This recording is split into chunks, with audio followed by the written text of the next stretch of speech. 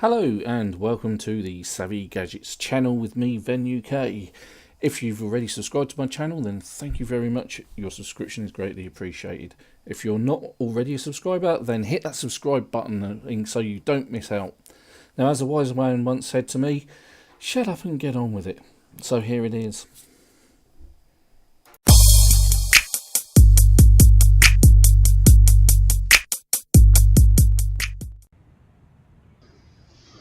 Okay, so I wanted to do a little tutorial about fishing.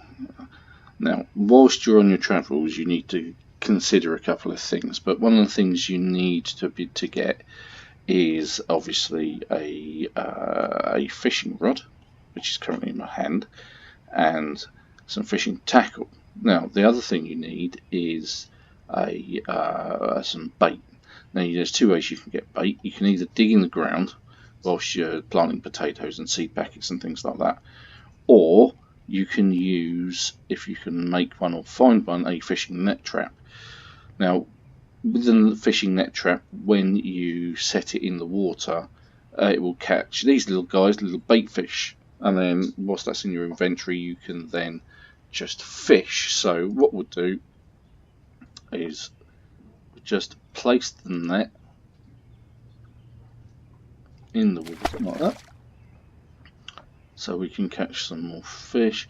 And then with the rod and the fishing tackle in your inventory and the bait, i.e. a worm or a little bait fish, just click on there on the water and say fish. Now eventually, after some time, you will end up with a fish, and I've got a small trout which I've previously caught and I intend to cook. So this is where having a stove rather than something electrical works better, because you just use some twigs and you can just light the stove and you can then cook it. So see if I can catch anything else. Now the other thing is that's the second fish I've caught, and my experience has gone up, but not by a great deal. So could be a long time before I become an expert fisherman. Now, trapping and foraging are different. Now, I've not done any trapping, but I've done a little bit of foraging before, and you can just forage the forest for nuts and berries, that kind of thing. And that's a very simple task of right-clicking a tree and going forage, and then your character will just scavenge around and come up with something that's edible. So if we do that, so I can forage on the ground. Scavenging focus, look for animals, medicinal plants, materials, and mushrooms. Okay, so what should happen is, I guess it depends on whether you're successful or not, will depend on whether you actually get something. But, oh yeah, look, that's gone up. And of course, reading a book will give you the multiply bonus for that. Now, what did we get? Did we get anything? Let's get rid of that. And oh look, common mallow. Eat to relieve cold and flu symptoms. Fresh berries. Okay, that's good. We can eat those. Anything else? Wild garlic helps fight against infection when applied as a poultice. So you can, as part of the first aid bit, if we go to there, you can go to health, I believe it's, and then you can make poultices, which you need a mortar and pestle. But a mortar and pestle, you can find those, or you can make those using carpentry. Planting. Oh, you need 5 wild garlic to make a poultice, so it's worth holding on to those sort of things. Okay, so let's see if we can get the fire started without setting fire to our hut. First, I think I need to gather some twigs, tree branches, that kind of thing, to actually put on the fire. Oh, there's quite a bit there, some logs there. Grab those, and grab those, and then we'll head back to our stove. Now, hopefully, I'll be able to light this and we'll do some cooking. because the last time I tried this it tried to blow me up with a gas can. So I've got lighters, I can add fuel, tree branches, twigs. Actually, I can actually light the fire with twigs and a lighter. Excellent. So there we go. So it's now lit. And what we do is we quite simply with our fish, we either put it in a container or we can just drag it across. And then if you expand it out, you can see that it's cooking beautifully. And when that reaches the end, take it off the stove, and then what you can do is add more if you've got plenty of them, or if you've got a cooking pot and you've got fresh vegetables, then you can make a soup or a stew or something like that, and this all goes against your cooking skill.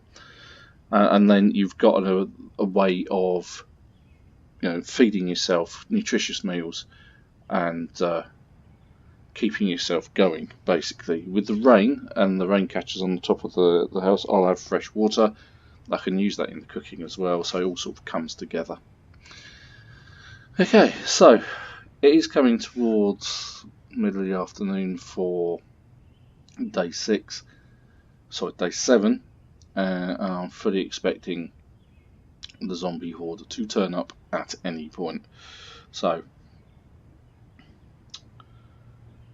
let's see. Right, I need to eat this fish, so I'm just going to let it cook quickly, and I'm going to eat it and see just how good it is. Now you can catch quite a variety of different fishes with the fishing skill. So, but all of a sudden this will change from freshly cooked to cooked. You grab that, take it off the stove, and then you right click it and go, yeah, I'm going to eat all of that. And yeah, that was certainly taking away my hunger. So obviously that's done something. Now obviously having that on, it gives you heat, keeps you warm. That's useful. And that's it. That covers fishing, that covers cooking what you've caught, and how to get bait to catch what you want. So what else could we do? Foraging. We also covered foraging and what that does for you. Foraging gives you the ability to make health poultices for the first aid part of it, and obviously gives you perhaps some herbs and bits and pieces to play with in your cookery, maybe. Not really come across that at the moment, but that's always a possibility. So fishing, cooking, foraging. Okay, so one of the other ways of feeding yourself is using a trap to catch animals and feed yourself with the meat that you get from them. Now there's a few different traps that you can make. You can make a wooden crate trap, which is what I've got at the moment, or I can make a trap box, or if you don't have those kind of materials, if you've got some string and a plank and a saw, you can make a snare trap. If you've got some wire, you can make a wire cage trap, and or stick traps. You sturdy sticks you create from planks or logs, I believe.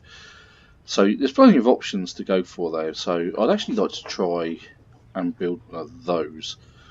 I've got a saw. Do I have 7 nails? Am I short of nails? No, I've got that. I've got the saw. Do I have enough planks? Do I have any planks? No. So let's pick up 4 planks. So if we let's grab half.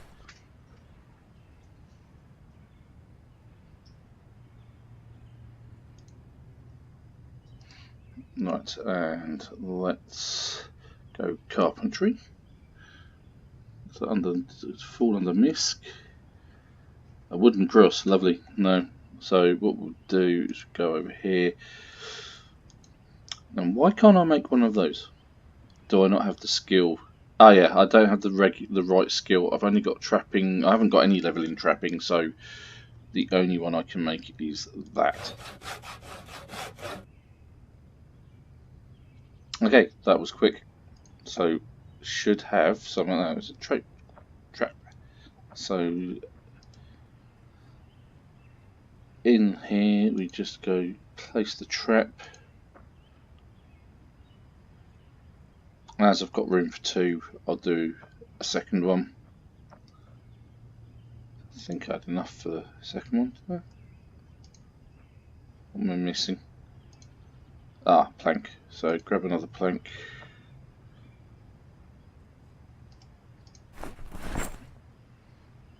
And grab another. I'll create another.